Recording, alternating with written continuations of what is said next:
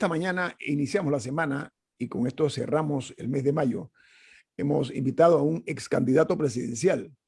Además, ha ocupado el cargo de alcalde del Distrito Capital, ha sido diputado y legislador, alcalde, como dije, del Distrito Capital, con una trayectoria interesante, es abogado de profesión. Estoy hablando de José Blandón Figueroa. Buen día, ¿cómo está, don José? ¿Cómo le va? Muy buenos días a todos. Gracias por la oportunidad. Gracias a usted. Bienvenido a Infoanálisis. ¿Quién comienza, don Milton o Rubén? Bueno, es interesante lo que ha pasado en la última etapa el denominado proceso en Panamá en la democracia. No ha repetido ningún gobierno. Entonces, si seguimos la historia, le debe llegar el turno a la oposición. No sabemos si eso va a ser así o va a seguir la tradición o cambiará la situación en Panamá. Sería bueno decirle las posibilidades de la oposición al diputado Figueroa, Blandón Figueroa. Blandón Figueroa. Bueno, yo creo que definitivamente con lo que ha sido la mala gestión del gobierno frente a la crisis e inclusive la mala gestión antes de la crisis de la pandemia, realmente las posibilidades del PRD de reelegirse son mínimas, no solamente tomando en cuenta esta situación de que en Panamá nunca se reelige el gobierno. Así que todo indica que en el 2024 le tocará a la oposición gobernar el país. Pero tenemos un escenario, digamos que diferente hoy en día, en el sentido de que la oposición cada vez más se está fragmentando. Lo que hace 2 años era Cambio Democrático, ahora está dividido en 2 colectivos, Cambio Democrático y RM. 3, con Alianza. Sí, bueno, era Cambio Democrático y Alianza, Sí. y ahora está Cambio Democrático, está RM y el Partido Alianza que sigue estando como una realidad, ¿no? Por otro lado, lo que fue una candidatura independiente, hoy va camino a ser un partido político, pero se van a mantener 3 candidaturas independientes. Y alguien va a llenar el espacio que está quedando vacío de candidaturas independientes. Y yo he escuchado con bastante insistencia el rumor de que Rubén Blades está considerando seriamente plantearse como una opción independiente en las próximas elecciones. Entonces, está el Partido Panameñista. Entonces, frente a toda esta realidad, lo que nosotros percibimos es que habrá alianzas de oposición para el 2024. ¿Quiénes van a integrar esa alianza de oposición? ¿Quién va a encabezar esa alianza de oposición? Se va a definir en los próximos 2 años, porque aquí, a mi juicio, no está nada escrito todavía. Tenemos por el lado del partido RM, pues una figura clara que es la de Ricardo Martinelli, que va a depender de procesos judiciales y que por los vientos que soplan va a estar difícil que pueda ser candidato en el 2024. El partido que llegó de segundo en la elección pasada, Cambio Democrático, reitero, se ha dividido. Digamos, mañana sale Martinelli como una posibilidad de candidato, pero el RM como partido sigue existiendo. Entonces, y dentro de Cambio Democrático, pues está la diputada Yanibel Ábrego disputando la presidencia de Cambio Democrático, cuya elección debe empezar el próximo año con la elección de convencionales en septiembre del 2022 y terminar en enero del 2023 con la elección de la nueva junta directiva. Así que todos estos son elementos que están por allí andando. Por eso nosotros como panameñismo pues seguimos trabajando, organizándonos, inscribiendo en estos momentos, porque tenemos elecciones internas el 24 de octubre y preparándonos para encabezar una alianza de oposición. Nosotros no estamos en la posición ahora mismo de ir de segundos. Nuestra posición es encabezar una alianza de oposición y para eso estamos trabajando. Oiga, Una consulta. Milton, adelante. Gracias. El Partido Panameñista de hoy en día, heredero de una concatenación de partidos y movimientos políticos que nacen a finales de los años 30 con el Partido Nacional Revolucionario de Arnulfo Arias. Luego se llamó Partido Revolucionario Auténtico cuando le robaron el Nacional Revolucionario. Luego se llamó Partido Panameñista cuando le robaron el Revolucionario Auténtico. Luego se llamó Partido Panameñista Auténtico, luego Partido Arnulfista, nuevamente Partido Panameñista. Pero es un movimiento que tiene como líder fundador a Arnulfo Arias y sus ideas de la primera mitad del siglo pasado. En algún momento, en el periodo justo anterior, parecía que el panameñismo se había convertido en varelismo y había una impronta del presidente Juan Carlos Varela y su hermano Popi Varela, ambos fueron presidentes del partido. ¿Qué está pasando ahora bajo el liderazgo de José Blandón? ¿Se están desvarelizando? ¿Se están panameñizando de nuevo? ¿Hay una nueva ola blandoncista? ¿Qué es el partido panameñista hoy en día y qué le quiere ofrecer al país en esta reorganización? Bueno, dos cosas muy rápidas, Milton. Primero, se cerró el capítulo de la época Varela. Hoy, bueno, y desde noviembre del 2019 estamos en un nuevo capítulo dentro del partido panameñista. No es la época del blandoncismo ni nada por el estilo, yo no aspiro a eso. Nosotros estamos, por decirlo así, en alguna forma reafirmando nuestras raíces, pero entendiendo que tenemos nuevas realidades que enfrentar y que por eso se requiere también renovar el enfoque del partido hacia el país, sin olvidar las raíces, reitero, pero sí entendiendo que se requieren nuevos planteamientos. Oiga, señor Blandón, hay pruebas indiscutibles, irrefutables, de dilapidación y de corrupción en los últimos gobiernos. El dolo está muy claro, ¿eh? El dolo está muy claro, ahí están en los tribunales. ¿Usted piensa que en el caso particular de Odebrecht, que ha ensuciado, por usar un término, a los tres partidos más grandes, porque se habla incluso de que el propio PRD, que todo comenzó con el PRD en el caso de Odebrecht, ¿usted le ve futuro a esa investigación? ¿Usted cree que por primera vez en la historia vamos a ver un cambio en eso de que en Panamá hasta ahora no ha habido un solo pez gordo en el sartén de la justicia? ¿Usted le ve posibilidades a eso con el caso de Brecht, licenciado Blandón? Yo quiero creer que sí. Quiero pensar que va a haber condenados al final del proceso. Sí, me llama la atención de la vista fiscal que se ha presentado, que no hay llamados a juicio por el periodo del 2004 al 2009, que es cuando inicia la presencia de Odebrecht en Panamá. Y para cualquiera que ha visto el expediente de lo que ha salido publicado en los medios y demás, se puede percatar que sí hay elementos que vinculan a figuras del gobierno PRD que encabezó Martín Torrijos en ese momento, y sin embargo, pues no hay llamado a juicio nadie de ese periodo de gobierno. Eso ya no da una buena señal, vamos a decir.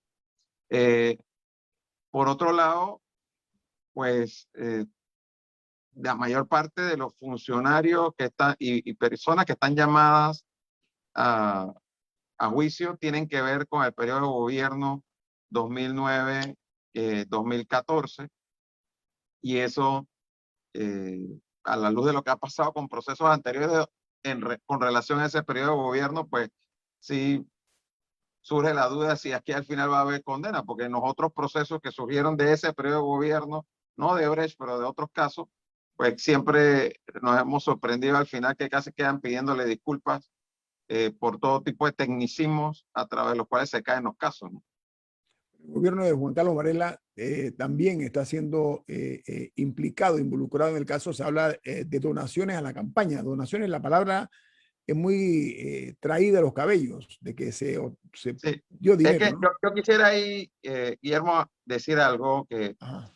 el gobierno de Juan Carlos Varela como gobierno, no, los casos que, por el que la situación por la que se vincula a Juan Carlos ahí es una donaciones que se recibieron en la campaña del 2014 y 2009, no en la gestión de gobierno. Y hay una explicación muy clara de por qué. Es que Odebrecht, en el caso de la administración Varela, con los contratos que se dieron en la administración Varela y el contrato que se dio en la alcaldía de Panamá, ya Odebrecht tenía un acuerdo con los Estados Unidos y estaba intervenida por los Estados Unidos, de manera tal que era totalmente imposible que Odebrecht pagara algún tipo de coima a funcionarios de ese gobierno, porque estaba supervisado por el gobierno de los Estados Unidos, y haber hecho eso hubiese significado violar los acuerdos que ellos habían. Ellos hablan de donaciones a la campaña política, es lo que hablan, 10 millones, algo así, ¿no? Sí, pero a la campaña política del 2009 y 2014. Claro. En el proceso, y lo que quiero dejar claro es que en el proceso de Brecht no se está vinculando los contratos que se hicieron en el periodo 2014-2019. Ajá. Porque es que hay gente diciendo, bueno, pero que Blandón, ¿qué hace opinando del caso de Odebrecht si ellos contrataron a Odebrecht? Es que aquí el problema no es contratar a Odebrecht, el problema era recibir coimas de Odebrecht. Y lo que está comprobado en expedientes, tanto en Panamá como en el extranjero, es que tanto en el periodo de Martín Torrijos como en el periodo de Ricardo Martinelli, hubo ofrecimiento de coima y pago de coima a funcionarios públicos de ambos gobiernos por las contrataciones. En el caso del gobierno pasado, reitero, por la situación de que ya Odebrecht había firmado un acuerdo en Estados Unidos, ellos tenían una figura de intervención del Tesoro de los Estados Unidos en la administración de la empresa y era imposible que ellos pagaran coima. Si tú que estabas seguro que alguna empresa no iba a estar pagando en coima en Panamá, era Odebrecht en el periodo pasado. Un corte comercial. Al regreso, continuamos platicando con José Blandón Figueroa, ex candidato presidencial, alcalde, diputado, abogado. Así que no se vayan porque viene más aquí en Info Análisis, un programa para la gente inteligente. Guillermo, bueno, es bien interesante. Perdón. Todavía estamos dando vuelta con el caso Odebrecht, que a pesar de que Odebrecht entró a Panamá de la mano de un hombre de izquierda que gobernó Brasil. Y entonces el mal ejemplo dio en Panamá, que rozó a varios gobiernos de la democracia y ha salido prácticamente ileso el expresidente de Brasil. Pero el daño que se hizo en Panamá fue uno de los países más corruptos de América Latina, a pesar de que venía con la bendición de un hombre como Lula da Silva. Y yo creo que eso le ha hecho mucho daño, la indefinición de Odebrecht en el caso de Panamá. Oiga, señor Blandón, tengo dos oyentes, dos preguntas. Uno dice, una pregunta por Facebook. Uno dice, ¿por qué durante su gestión se dedicaron a perjudicar negocios en vía Argentina y calle Uruguay? Calle que es, ver aquí porque se me dice, calle que es un muerto viviente en la actualidad. Gracias, dice un oyente. Y hay otro que señala que si, como usted dice, Odebrecht tenía problemas de coima porque se le contrató aquí en Panamá en la gestión pasada. Odebrecht no estaba inhabilitada y no está inhabilitada hoy en día para contratar con el Estado panameño. De hecho, cuando en esta asamblea se intentó pasar una norma para inhabilitar a Odebrecht, el presidente de la República vetó esa norma. Pero eso es una vergüenza de nuestra cara, nos ensucia la cara como país también, ¿no? O sea que aquí es un delincuente confeso y que siga contratando con el país, me parece a mí que es un despropósito, ¿no? Pero si no está inhabilitada esa ni ninguna otra empresa no pueden contratar, No, es que la culpa no no es se de le puede Odebrecht. negar el contratar, estimado amigo. Y lo que sucede es que aquí se ha querido centrar todo en el tema de Odebrecht. Y si tú ves el caso de Blue Apple, realmente, por lo menos en el periodo 2009-2014, ninguna empresa de construcción contrataba con el Estado si no pasaba por caja. ¿No? FCC, Entonces, MECO, es lo que usted está hablando, FCC, MECO y todas otras. las empresas, incluidas empresas de construcción nacionales, está el caso de Blue Apple como un buen ejemplo de ello. Entonces, si vamos a eso, pues todas las empresas de construcción que están hoy contratadas en proyectos, todas tienen casos de corrupción Entonces contratemos otras en empresas. tribunales. Entonces, Hay otros habría que países. inhabilitarlas a todas. Hay Y otros esto países tiene que que ser tienen una empresas. norma aprobada en la Asamblea Nacional. Entonces, lo que sucede es que, por ejemplo, la gente hablaba en el caso del proyecto de la alcaldía, que ¿por qué no contrataste con Alvías? Con Alvías en ese momento estaba procesada en Colombia por unos casos de corrupción en el llamado carrusel de la corrupción y se acaba de declarar de quiebra en Colombia. Entonces, o sea, esa es la realidad de las situaciones que se están dando en Panamá desde hace muchos gobiernos atrás, que por ejemplo empresas norteamericanas no licitan por regla general en Panamá, precisamente por el tema de que se señalaba que por corrupción no iban a poder competir en igualdad de condiciones. Oiga, José, la pregunta que yo me hago como panameño. ciudadano, permiso, yo me hago la pregunta como ciudadano es la siguiente. ¿Cuál es la manía? ¿Cuál es la razón de ser de seguir contratando empresas que tienen, como usted acaba de decir, con Alvías, usted mencionó, ¿no?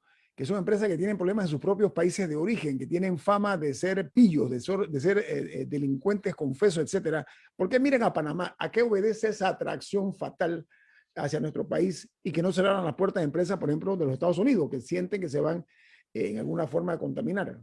Bueno, yo no creo que sea un problema solamente de Panamá. Digo, con Alvías en su momento de crisis era una de las principales empresas de construcción de Colombia y de la región. Igual que otras empresas, no recuerdo el nombre de la empresa que estaba metida con el tema de los riegos de Tonosí, pero era la empresa más grande de construcción de Ecuador. Ajá. Sí, sí. Entonces, o sea, el tema de la corrupción en proyectos de construcción y con empresas de construcción es un problema generalizado en América Latina. Que tenemos que, por supuesto, en el caso de Panamá, encontrarle solución.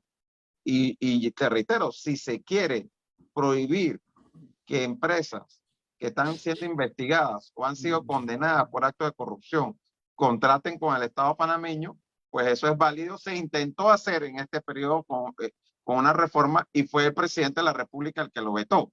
¿Qué presidente? ¿Qué presidente? Nito Cortizo.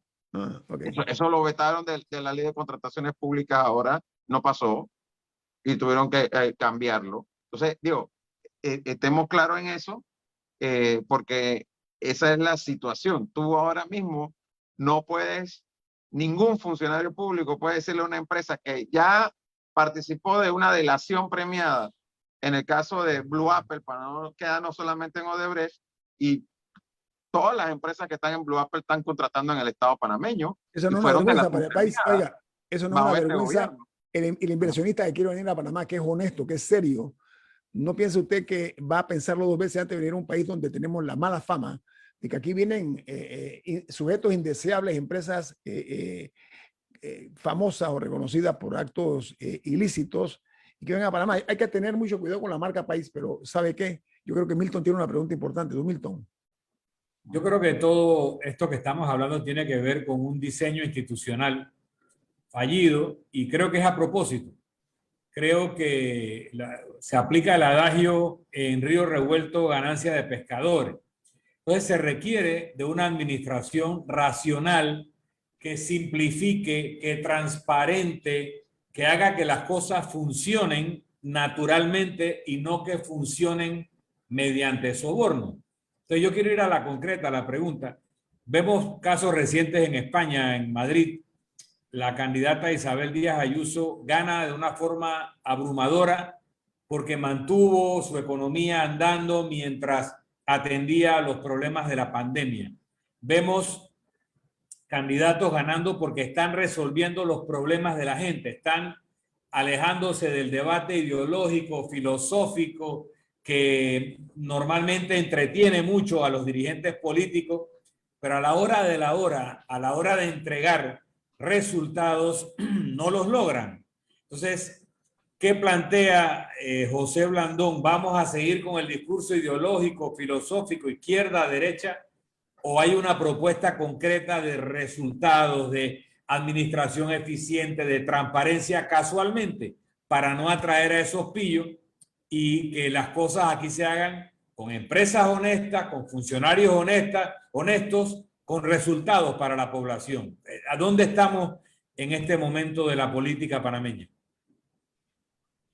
Bueno, nosotros tenemos una propuesta que presentamos en la pasada campaña electoral con metas muy concretas, y a mi juicio, Milton, no vamos a poder echar para adelante este país si nosotros no hacemos un cambio profundo a nivel institucional, y eso pasa por un cambio de constitución. El diseño institucional que hoy en día tenemos no funciona, y no funciona porque lo estén violando, no funciona precisamente porque cumpliéndolo, como está mal diseñado, lo que va a traer como resultado son malos resultados. Y en ese sentido, nosotros como partido panameñista decidimos formar parte de un movimiento que incluye a otros partidos y agrupaciones de sociedad civil para empezar a recoger firmas y lograr la convocatoria de una constituyente paralela. Porque estamos convencidos que si queremos echar adelante el país, aquí hay que hacer transformaciones a nivel del órgano legislativo, a nivel del órgano ejecutivo, a nivel del órgano judicial, y también en lo que es toda la repartición de poderes dentro del sistema panameño, que incluye el nivel nacional, regional y local. Entonces, oiga, nos quedan 2 minutos. Es un debate que tenemos que hacer en el país. Hemos estado rehuyéndolo por los últimos 30 años. Oiga, me quedan 2 minutos. Si es tan amable, si puede hacer el favor de responderme esto.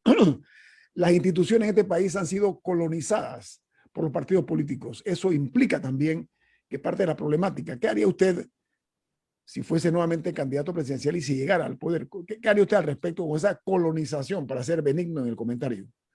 Bueno, no sé si estar de acuerdo con tu comentario, Guillermo, porque realmente aquí ha habido independientes que no han estado en ningún partido político, pero han ocupado posiciones en todos los gobiernos, ¿no? Y entonces luego la culpa de lo que anda mal en el gobierno es de los partidos, pero no ellos.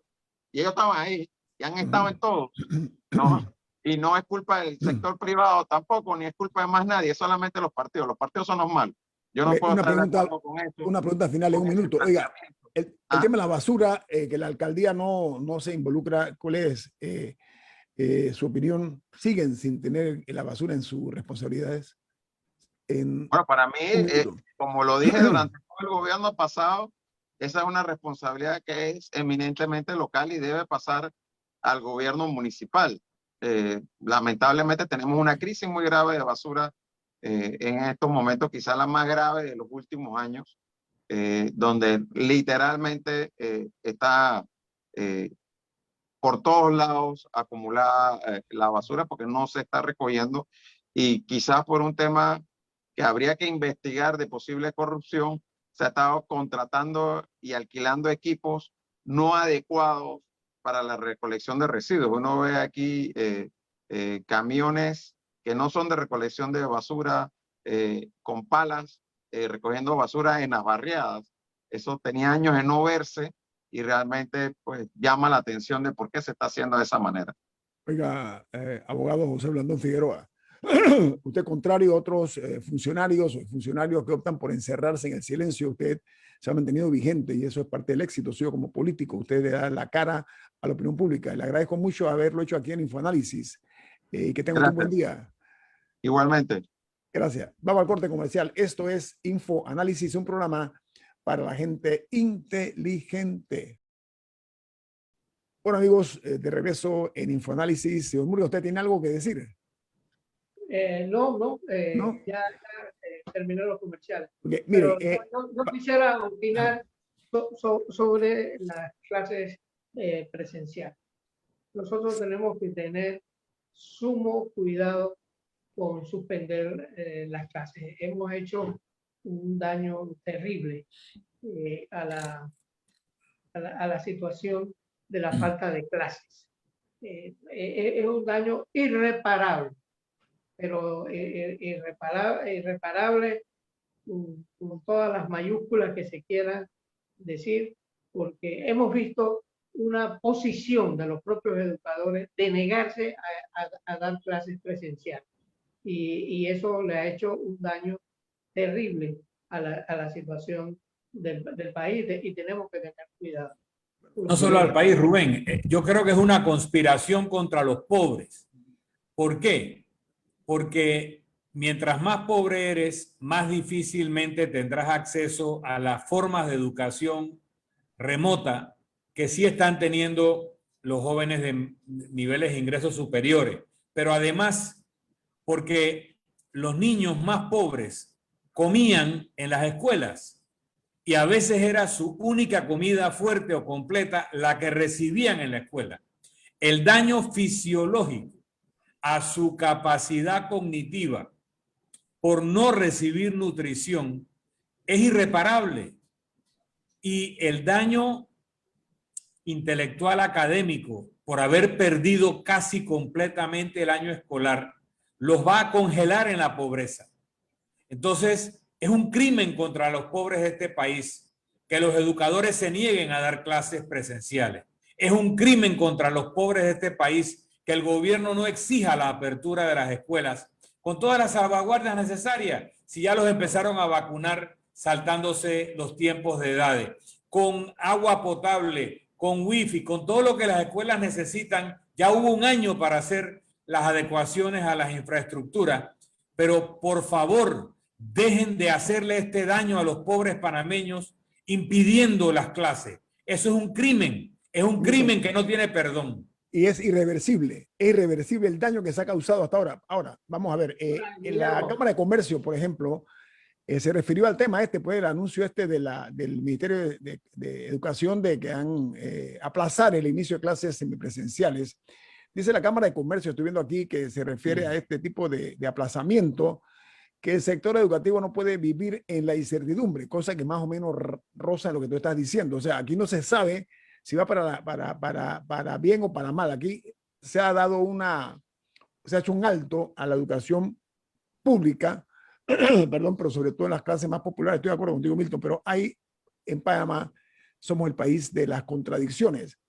El Ministerio de Comercio, Industrias y Agricultura convocó a diversos grupos a un diálogo para definir la figura del futuro de la minería en Panamá, un país donde la minería igualmente sabemos que deja un saldo muy negativo para los países, sobre todo nosotros que tenemos una condición de país verde privilegiada. Pero al tiempo que hacían esto, han incorporado 25,000 hectáreas en una serie de concesiones que van a afectar muchísimo. Imagínense ustedes el corredor biológico mesoamericano, pero además se anuncia otra cosa en contraposición, es que van a reactivar la mina de Molejón. Entonces, hay un caso en particular que es que está en la Corte Suprema de Justicia, una concesión que fue declarada ilegal por la Corte Suprema de Justicia, pero sigue todavía arriesgándose el país, pues, de nuestra riqueza, de nuestros recursos naturales. Hay contradicciones graves, para mi juicio, Milton. Mira, una cosa es que yo me corte en la mañana afeitándome un lugar en mi cara y otra cosa es que me corte todo el cuerpo. Si ya tenemos que vivir con una mina en explotación de cielo abierto, entonces hay que controlar el daño, pero no podemos seguir extendiendo el territorio nacional, que es selvático, a veces bosques primarios, para extender la actividad minera cuando ya la que tiene operaciones en activo es una mina de millonaria, de miles de millones de dólares en ingresos posibles para el Estado, lamentablemente muy mal distribuidos. Pero hago extensión del tema de la minería a otro tema que tiene que ver con concesiones, que es el tema portuario.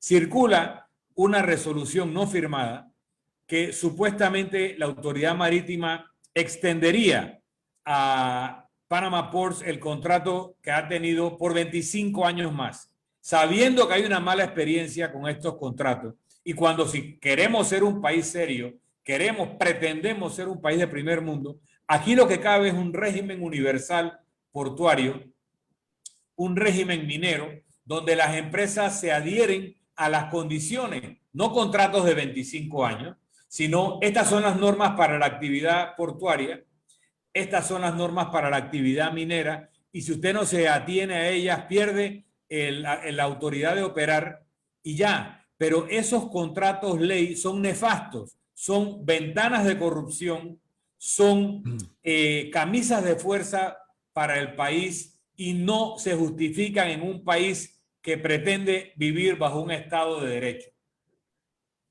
Oye, el otro tema aquí hablando de eso, Milton, de los contratos estos de 20 años, 25 años, casi rayando en la eternidad, se está solicitando la nulidad del contrato, no, la nulidad a la prórroga del contrato de NG Power. ¿Te acuerdas de ese caso, no? De NG Power. Sí. Eso está en la tercera de la Corte Suprema de Justicia. Entonces se ha presentado un recurso legal que declara la nulidad de los contratos ellas se llaman Panama NG Power, es el nombre completo de la empresa. Lo que está pasando en este sentido es que ellos, la persona que demanda ha dicho que hay 3 contratos de suministro firmados por NG Power con las empresas eléctricas. Estoy hablando de Edemet, que es una, Edechi y por ENSA. Entonces, en el año 2013 se le adjudicó este contrato a esta empresa para la creación, la construcción de una planta de generación con gas natural, pero a partir del año 2016 no pudieron cumplir por tener problemas o tropiezos para hacerlo. Entonces se ha presentado esto. Ese es otro tema que nosotros tenemos que comenzar a revisar todos estos contratos, Milton. O sea, no podemos seguir viviendo nosotros con ese estilo en el cual el que se ve mermado, afectado, es el país. Y mira, los millones, los millones se los llevan las empresas internacionales de este país, ¿no? El mercantilismo es anacrónico. Así funcionaban los reyes con sus vasallos que les daban monopolios, oligopolios, a cambio de recibir una participación el rey, el quinto real. Ya eso pasó, estamos en el siglo XXI, tiene que haber Estado de Derecho, libre mercado, normas ambientales que todos tienen que respetar, normas fiscales que todos tienen que respetar, conductas comerciales que no impidan la libre competencia y la libre concurrencia. Y cuando hay lo que se llama un monopolio natural, entonces tiene que haber una regulación a los que participan en ese mercado, porque es un monopolio natural. Pero en general, hoy en día, no hay justificación para contratos ley. Eso solamente es una oportunidad para la coima, una oportunidad para que esquilmen al Estado panameño, una oportunidad para que los piratas modernos se lleven los botines de nuestra tierra, aprovechando nuestra riqueza natural o nuestra posición geográfica e impidiendo que otros participen en la economía. Eso no tiene ningún sentido. Hay que abolir esa idea de los contratos ley y a establecer un régimen equitativo, moderno, competitivo, que esté garantizado por un verdadero Estado de Derecho. Milton, el caso de la minería no tiene perdón de Dios, que la minería en Panamá se ha mantenido como un beneficio múltiple, casi incuestionado para las empresas, mientras el país está recibiendo bicocas, se está recibiendo lo que yo denomino centavos, y los millones se van de Panamá. Aquí este contrato, lo que se haga en materia de minería, tenemos que cambiarlo como ha hecho Chile y otros países que están Rubén recibiendo. ¿quiere decir algo? Sí, están recibiendo mejores ingresos. Diga, don Rubén. Bueno, lo importante es la bendición de Panamá. Panamá tiene una bendición en sus minas que es único. Está Cerro Colorado, que se dice que es más grande que lo que estamos explotando ahora. Entonces, lo que nosotros necesitamos es una compensación justa. Ya se cumplieron los primeros 25 años y ahora lo que hay es no tratar de echar a porque la compañía va a preferir quedarse con los beneficios de haber hecho una inversión millonaria. Que ya recuperó varias veces, Rubén. Sí, bueno, varias veces. Sí, pero hay que pensar cómo actúa un dueño. Un dueño que ya está adentro va a pelear para quedarse. Bueno, y un Estado responsable, ¿cómo vas a claro, actuar? En el mejor interés del país, sí, no de la empresa. Hay punto. veces que coinciden los intereses y para eso está la ley, el bueno, mercado. Pero tú no le puedes eso, seguir dando privilegio a una empresa que sacó varias veces su ganancia. sí. Pero también hay que pensar con la actitud del dueño que tuvo la visión de hacer una inversión inicial, que la manejamos mal. La manejamos mal porque los beneficios a buenas de primera resultaban muy mezquinos con el gobierno de Panamá. Rubén, entonces, es lo que se pretende, eso es lo que se pretende mantener, esos mismos beneficios, después de haber sacado miles de millones de dólares de beneficio ya en base a la inversión, no pueden seguir iguales, no pueden seguir iguales. Oye, no pueden seguir iguales, pero en ese sentido hay que actuar con inteligencia para sacar un mejor beneficio. ¿Por qué? Porque era muy mezquina la participación de beneficios que a todas luces resultaron buenos. ¿Por qué? Porque nosotros nunca fuimos dueños de los puertos. Hay que darse cuenta. Alguien va a tener... nunca permitieron que fuéramos dueños de los puertos. Sí, Rubén. Y esa fue la debilidad de Panamá. Antes que nos vayamos. Yo la viví y la puedo narrar lo que era la entrada a los puertos de los norteamericanos. Rubén, tenemos que irnos. Como director del periódico, denunciar la falta de presencia panameña en los puertos. Rubén, lo único que yo te digo es que los puertos que sigan operando, pero esa operación en esos puertos que son del Estado panameño, que vaya a una licitación. Si nuestro deber como panameño es que el que haga la mejor oferta, y si es Panamá Port, bueno, se la llevó, pero que compita. No que se dan renovaciones automáticas cuando ha habido todo tipo de cuestionamiento sobre si ha cumplido sus compromisos anteriores o no. Bueno, tenemos que irnos. Viene Álvaro Alvarado con su programa Sin Rodeos.